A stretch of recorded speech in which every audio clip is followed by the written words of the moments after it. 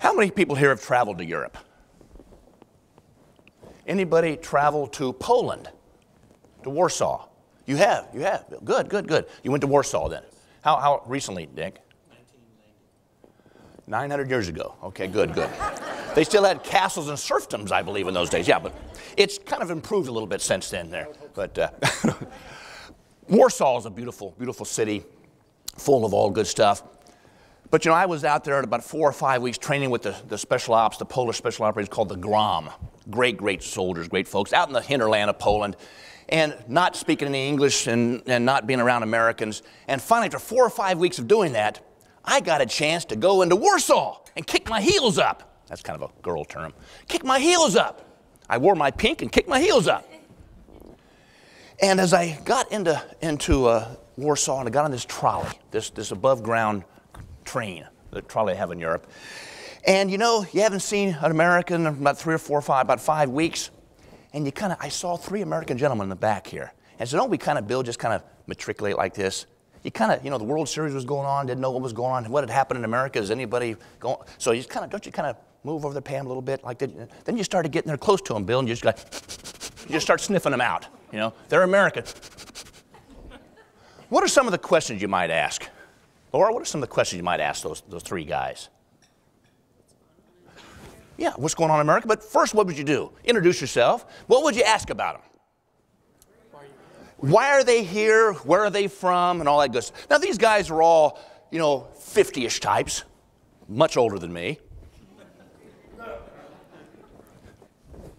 Okay. And so you're kind of curious, who are they, where they're from? So we started a little conversation. 3 gentlemen, of which we'll use as an example. Behind closed door 1, gentleman A, exhibit.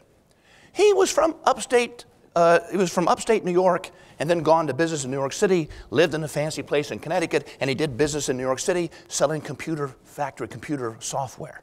He started out with one company in New York City and now has over 40 companies throughout the entire Northeast and some in Europe, and that's why he's in Poland. His house in Connecticut is worth 647 gajillion trillion bucks. And we don't know all this because he showed us pictures. Hey, the American dream, right? He's living the American dream. He's making a lot of money. He's doing great. God bless him. Great stuff.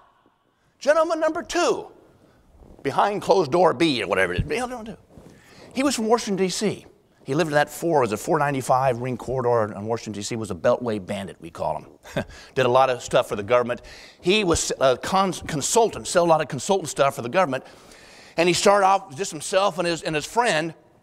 And now he has consulting businesses in 35 nations around the world. He lives in Northern Virginia in a house that's worth, did I mention 446 through a billion with zeros, a bunch of zeros on there. How do we know? He showed us. Hey, great, the American dream, right? The American dream. But then gentleman number 3, Tracy, meek and mannered and mild. What do you do, sir? And I'll never forget it. Well, I'm just a school teacher from Zanesville, Ohio. Just a school teacher, almost apologizing. What, makes $35,000 a year if he's lucky? I'm just a school teacher from Zanesville, Ohio. Well, what else do you do? Well, I'm a deacon in my church, and I've led 7 youth groups down to Costa Rica. Oh, I'm also the volleyball coach. I'm also the debate coach. I'm also a member of the community service. I'm also the mayor of our town. My God, this guy has done so much. This guy is absolutely rich. Never use money to measure wealth. Never use money to measure wealth. I haven't heard anybody on their deathbed say, oh, I wish I'd spent more time at the office. Or I wish I'd bought that last Porsche. Don't think it's important at that time. Never use money to measure wealth. Henry Ward Beecher said this, it's the heart that makes a man rich. Man is rich based on what he is, not on what he has.